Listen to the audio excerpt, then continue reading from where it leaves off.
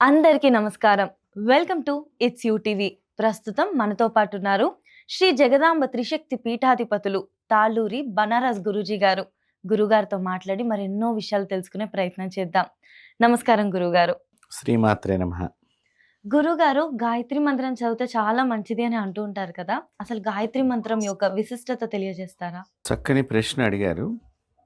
ఈ గాయత్రి మంత్రం అనేటువంటి దాన్ని ఎవరు చదవాలి? హ్మ్. ముఖ్యంగా ఎవరు చదవకూడదు అనేటువంటి విషయాన్ని మనం పరిశీలన చేస్తే, స్త్రీలు ఈ గాయత్రి మంత్రాన్ని చదవకూడదు. హుహు.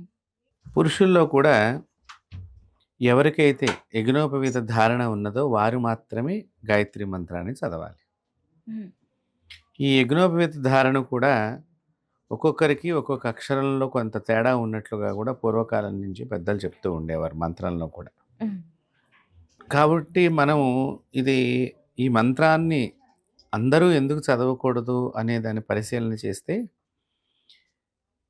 యజ్ఞ అర్హత, యజ్ఞోపవీత ధారణ అర్హత ఎవరికైతే ఉంటుందో వారికి గాయత్రి ఉపదేశం అనేటువంటిది తల్లి గర్భం నుంచి లెక్క పెడితే 7వ ఏట ఉపదేశం చేస్తారు తండ్రి గారు ఈ మంత్రాన్ని. హ్మ్. కాబట్టి తండ్రి చేత ఉపదేశింపబడినటువంటిది అయి ఉండాలి. దానికి సంస్కారం ఉన్నది, ఉపనయన సంస్కారం అని.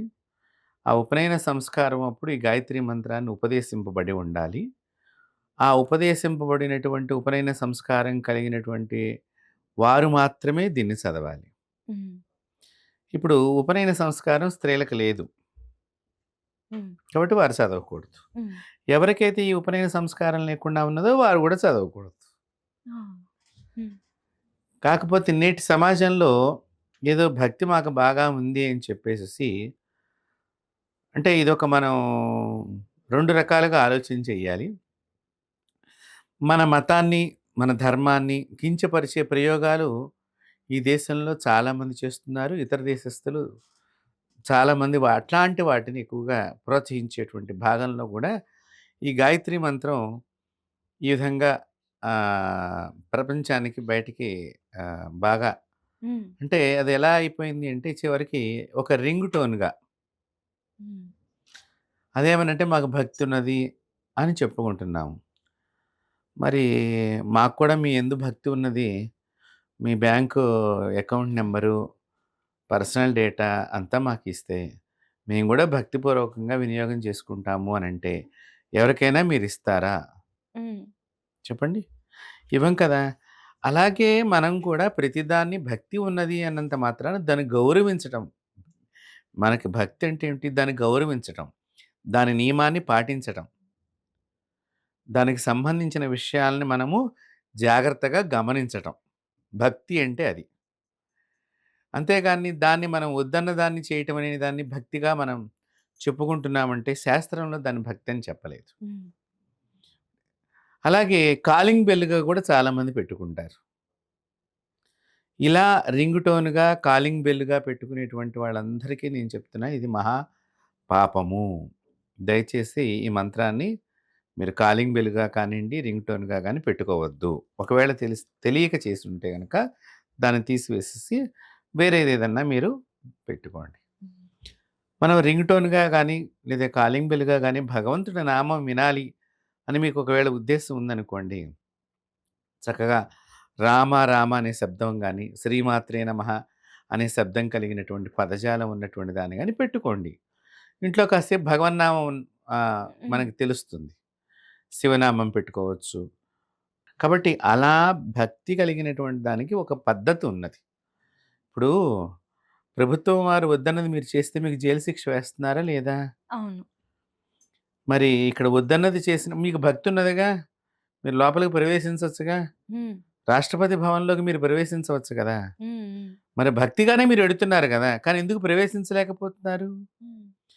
అట్లాగే మంత్రాలకు కూడా మనం ప్రతిదీ కూడా మనం దాన్ని చెయ్యాలి, దీన్ని చెయ్యాలి, దాని గురించి తెలుసుకోవాలి, దీని గురించి తెలుసుకోవాలి అనేటువంటి దానిలో చాలా ఆలోచన చెయ్యాలి. భక్తికి ఒక పరిధి ఉన్నది. ఈ విషయంలో తెలుసుకుంటంలో ఇట్లాంటి విషయాలు తెలుసుకోవటం. వద్దన్నది చేయటం అనే దానిలో భక్తి అని అనుకుంటున్నాం మనం. కొన్ని రూల్స్ అనేటివి ఉంటాయి. ఆ! అవేంటి? ఆ! ఎందుకు? అని అవి అర్థం రూల్స్‌ని చేసుకోవాలి. మనం తెలుసుకోవాలి. దాన్ని పాటించటమే హ్మ్. వాటి యందున్న మనకు అత్యంతమైనటువంటి భక్తి. హ్మ్. అలాంటి దాన్ని నేను ముఖ్యంగా ముందర ఈ విషయం చెప్పిన తర్వాత హ్మ్. మీరు అడిగినటువంటి హ్మ్. హ్మ్. విశిష్టతను నేను తెలియచేద్దామనే ఉద్దేశ్యంగా, దయచేసి ఎవరైనా ఈ గాయత్రి మంత్రాన్ని మీ ఫోన్‌లో రింగ్‌టోన్‌గా కానీ, లేదా ఇంట్లో కాలింగ్ బెల్‌గా కానీ పెట్టుకున్నట్లయితే, దాన్ని తీసివేస్తే మీకు చాలా మంచి జరుగుతుంది. ఆ దేవత మిమ్మల్ని రక్షిస్తుంది. హ్మ్. కలియుగంలో వద్దన్న పని చేయటం మానవులకి బాగా ఇష్టం. హ్మ్. అందువల్లనే చాలామంది అనారోగ్యాలకు గురవుతున్నారు. కాబట్టి అది ఎందుకొచ్చింది అంటే డాక్టర్ గారు ఒకటి చెప్తారు. అందుకొచ్చిందని మనం సరిపుచ్చేసుకుంటున్నాం. ప్రతిదానికి కూడా రోగము శరీరంలో ప్రవేశించడానికి ప్రకృతిలో కొన్ని చెడు జరుగుతూ ఉంటుంది. హ్మ్. దాన్ని బట్టే శరీరము డైల్యూట్ అవుతూ ఉంటుంది. హ్మ్. అప్పుడు మాత్రమే శరీరం లోపలికి రోగాలు ప్రవేశిస్తూ ఉంటాయి. కాబట్టి మనం ప్రకృతిని కాపాడామనుకోండి, శరీరానికి రోగం రాదు. అవును. కాబట్టి ప్రకృతిని ఆరాధన చేయమని చెప్పింది సనాతన ధర్మము. ఆ సనాతన ధర్మంలో అత్యంత ముఖ్యమైనటువంటి మంత్రాలలో గాయత్రి మంత్రము అది చాలా విశిష్టమైనటువంటిది. దాన్ని ఎవరు చెప్పారు? ఏ విధంగా పాటించమని చెప్పారు? ఎవరికి చెప్పారు? వారు మాత్రమే దాన్ని ఆరాధన చేయటం చాలా మంచి పని. హ్మ్. సరే, మీరడిగారు గాయత్రి మంత్రం విశిష్టత. ఈ గాయత్రి మంత్రం 24 అక్షరాలతో ఉంటుందమ్మా. హ్మ్. 24 ప్రధానమైనటువంటి మంత్రదేవతలు దాని లోపల దాగి ఉన్నారు. హ్మ్. కాబట్టి ఈ మంత్రదేవతలు అందరూ కూడా స్వామివారు సాక్షాత్తు ఈ యొక్క గాయత్రి మంత్రాన్ని వాల్మీకి మహర్షి తన రామాయణంలో 24,000 శ్లోకాలలో ఈ గాయత్రి మంత్రాన్ని నిక్షిప్తం చేస్తూ రాశారు. హ్మ్. రా రాముల వారి యొక్క చరితామృతం హ్మ్. రామాయణంలో ఈ 24,000 శ్లోకాల్లో ఈ గాయత్రి మంత్రాన్ని గూడా మనకొక అక్కడక్కడ కనిపిస్తూ ఉంటాయి. వాటికి సంబంధించినవన్నీ కూడా. అలాంటిది గొప్పదైనటువంటిది. అంటే రామాయణం చదివినా కూడా గాయత్రి మంత్రాన్ని చదివినట్లే. కాబట్టి రామాయణం చదువుదాం. ఎవరికైతే ఈ మంత్ర అర్హత చేయకూడదని ఉందో, మనం రామాయణం చదువుదాం. చదవటం మూలకంగా గాయత్రి మంత్రాన్ని చదువుకున్న పుణ్యం మనకు లభిస్తుంది. హ్మ్. 24 అక్షరాల బీజాక్షరాలు ఒక్కొక్కటి 24 అక్షరాలు కూడా చాలా మహిమాన్వితమైనటువంటి బీజాక్షరాలు. హ్మ్. ఇది ప్రాణరక్షణకి ముఖ్యంగా ఉపయోగపడేటువంటి మంత్రం. ఈ గాయత్రి మంత్రం. దీన్ని ఎక్కడ పడితే అక్కడ, ఎప్పుడు పడితే అప్పుడు చదివేది కాదు. హ్మ్. ముఖ్యంగా బ్రాహ్మణులు ఇళ్లల్లో కూడా వారి మగపిల్లలకి ఉపదేశం చేయక్రితం వారు గాయత్రి మంత్రాన్ని జపం చేయరు. హ్మ్. హ్మ్. చూడండి. హ్మ్. రెండవది వారింట్లో ఆడవాళ్ళు కూడా గాయత్రి మంత్రాన్ని చదవరు. హ్మ్. హ్మ్. మరి వారింట్లోనే వారి మగపిల్లలకే ఉపనయన సంస్కారం అయ్యేదాకా చదవటానికి వారు చెప్పరే? చదివితే తప్పని చెప్పి వెంటనే వారికి జ్ఞానోపదేశం చేస్తారు. మరి అలాంటిది మనం అందరం కూడా ఏదో భక్తిగా ఉన్నది అదే చెప్తున్నాను. సనాతన ధర్మాన్ని కించపరచడానికి అనేక మంది అనేక ప్రయోగాలు చేశారు. హ్మ్. దానిలో ఈ మంత్రాన్ని ఈ విధంగా కూడా చేయటంలో ఒక ప్రయోగం జరిగింది. హ్మ్. తద్వారా ఏమైందంటే ప్రపంచంలో రక్షణ కంటే కూడా భక్షణలాగా మారిపోయింది ప్రతిదీ కూడా. అవును. వ్యతిరేక చర్య జరిగింది. ప్రాణ రక్షణ కంటే ప్రాణ భక్షణ అనేటువంటిది మనం అనుకోవచ్చు. హ్మ్.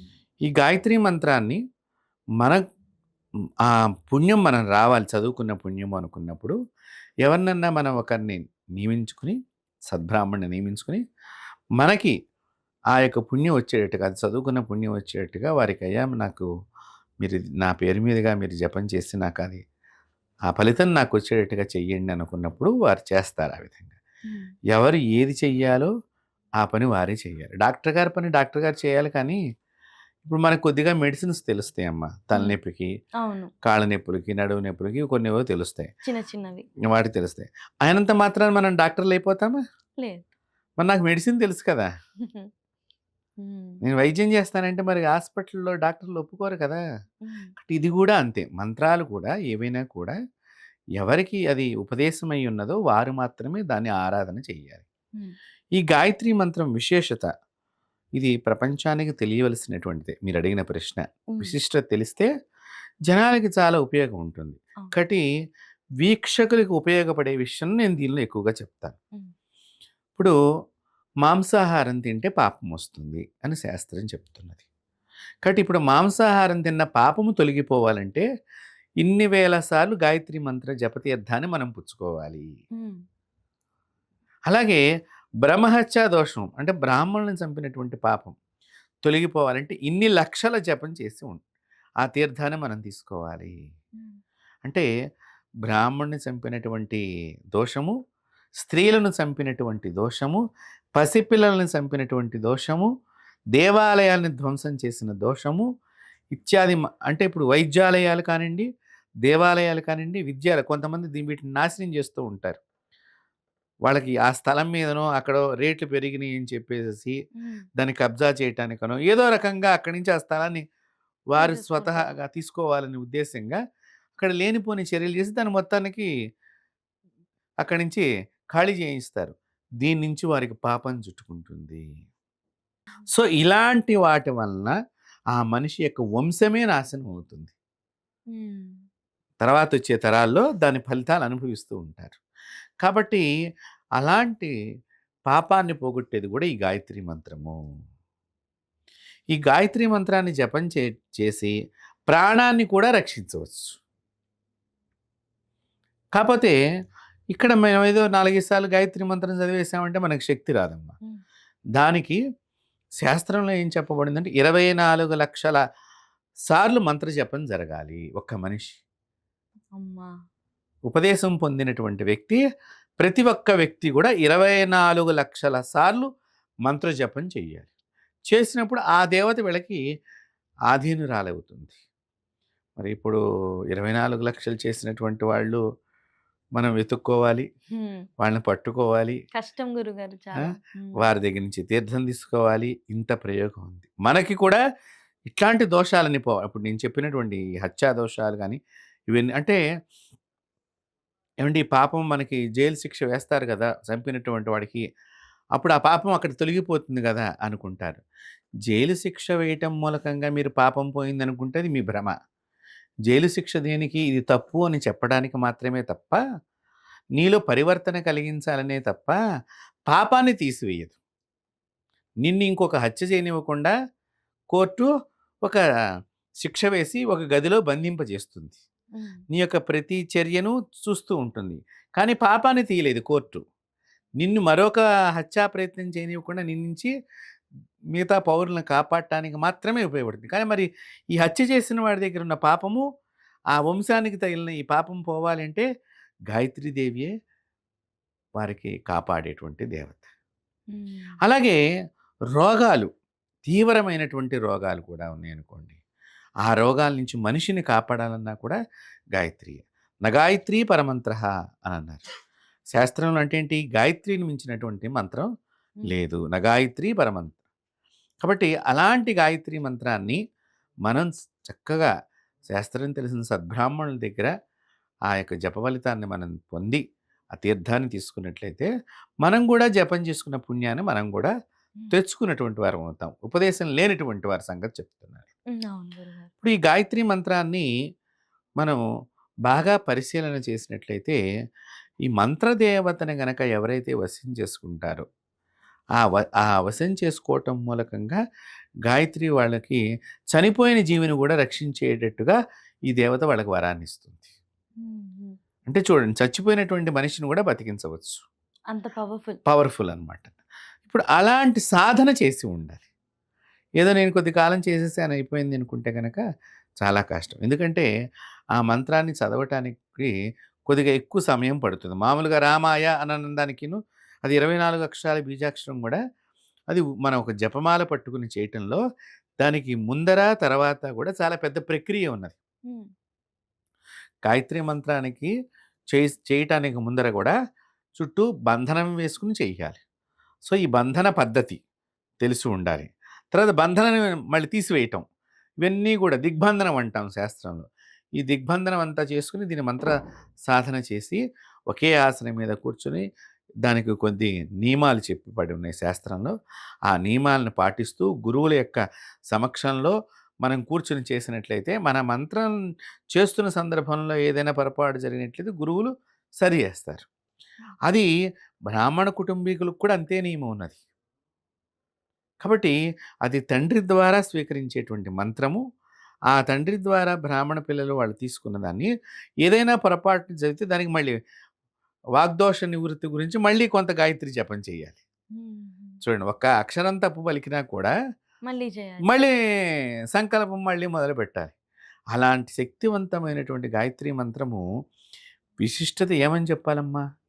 సర్వజీవులకి, సర్వజీవకోటికి ఉపయోగపడేటువంటి ఒక ఆటమిక్ పవర్ కలిగినటువంటి అణుబాంబు లాంటి మంత్రం ఈ గాయత్రి మంత్రం. మనకి సామాన్యులకి నేను అర్థమయ్యేటట్టుగా చెప్తానమాట. దీని నుంచి మీరు ఫలితాన్ని ఆశించారు. ఇది మనం చదువుకోలేకపోయాము, అయ్యే మనం ఆ జన్మ ఎత్తలేకపోయాము, లేకపోతే అలా పుట్టలేకపోయాం అనుకునే వాళ్ళు సద్బ్రాహ్మణ్ణి పెట్టుకుని చక్కగా ఆ మంత్రానికి సంబంధించి మీరు ఇతోధికంగా మీకు తోచినటువంటి శక్తి కొలది ద్రవ్యం వారికి చెయ్య, నాకు జపతీర్థం ఇవ్వండి అంటే ఒక 1000 సార్లు చదువుకుని తీర్థం తీసుకోవటం మూలకంగా కొన్ని రకాల పాపాలు తొలగిపోతాయి. అలాగే ఒక 1,00,000 సార్లు జపం చేయటం మూలకంగా మరికొన్ని పాపాలు తొలగిపోతాయి. ఇలా ఆ గాయత్రి మాత యొక్క జపానికి సంబంధించిన దానిలో అనేక రకాలైనటువంటి విశేషమైనటువంటివి మనకు కనిపిస్తూ ఉంటాయి. అలాంటి గాయత్రి మంత్రాన్ని మనం ఎక్కడ పడితే అక్కడ చదవకూడదు. నేను కూడా ఈ గాయత్రి మంత్రం గురించి ఇంతకంటే వివరణ మనం చాలా ఎక్కువగా ఇచ్చినటువంటి వివరణ అనమాట, మంత్ర విశేషత చెప్పాలి అంటే. కాబట్టి ఇలాంటి వివరణ ఇప్పటికైనా తెలుసుకునే జనాలు దీన్ని పాటిస్తే గనక దాన్ని గౌరవించినటువంటి భావన చేత ఆ దేవత మిమ్మల్ని రక్షిస్తుంది. సహజంగా గాయత్రీదేవి తొందరగా ఉపాసనా దేవత, తొందరగా మనకి ఆవిడ దొరికే దేవత కాదు. చాలా పరీక్షలు పెడుతుంది ఈ దేవత. 5 ముఖాలతో ఉంటుంది. 5 ముఖాలతో ఉండేటువంటి ఆ అమ్మవారికి ఒకటి నీలపు ముఖముగా, ఒకటి లేత ఆకుపచ్చ రంగుగా, ఒకటి ఎరుపు రంగుగా, ఒకటి తెలుపు రంగు. అంటే సూర్యుడు ఉదయించిన దగ్గర నుంచి అస్తమించేదాకా ఎలాంటి భావనలు కలిగినటువంటి రంగులు ఆ సూర్యోదయం దగ్గర నుంచి సూర్యాస్తమయం దాకా ఉంటాయో అలాంటి భావన కలిగినటువంటి రంగుల మిళితంతో ఉండేటువంటి ముఖాలు అక్కడ మనకి 5 ఉంటాయి. అవి ఈ 5 కూడా పంచభూతాత్మికమైనటువంటి ముఖాలన్నమాట అమ్మవారికి. సో ఇక్కడ ప్రకృతి అంతా కూడా గాయత్రితోనే ఉంటుంది. కాబట్టి అలాంటి గాయత్రి మంత్రాన్ని మనం చాలా పూజించాలి, గౌరవించాలి, నమస్కరించాలి. ఆ గాయత్రి మంత్రాన్ని ఎక్కడ పడితే అక్కడ, ఎప్పుడు పడితే అప్పుడు నోటికొచ్చింది కదా అనేటట్టుగా అది మనం చెప్పేటువంటిది కాదు. కాబట్టి వీక్షకులు దీని ఎందు గౌరవ భావనగా మెలిగి ఆ గౌరవంతో వారికి ఆ అమ్మవారు అనుగ్రహించాలని నేను సదా వారందరికీ కూడా అమ్మవారి ఆశీస్సులు అందిస్తున్నాను. గురుగారు, నిజంగా మీరు చెప్పిన మాట ఏదైనా వద్దు అని అంటే దాన్నే చేయడం గాకుండా ఎందుకు వద్దంటున్నారు? అది పూర్వం నుంచి ఎందుకలా వచ్చింది? దాని వెనుకున్న కారణాలేంటని అర్థం చేసుకొని దాన్ని మనం పాటించినప్పుడు, గౌరవించినప్పుడు చదివితే ఎంత పుణ్యం వస్తుందని మనం ఊహించుకుంటున్నామో అంతే రక్షణ అనేది మనకు అమ్మవారి దగ్గర నుంచి వస్తుంది. అంతే అనుగ్రహం అనేది వస్తుందని అవును. చాలా చక్కగా చెప్పారు. ధన్యవాదాలు. శ్రీమాత్రే నమః.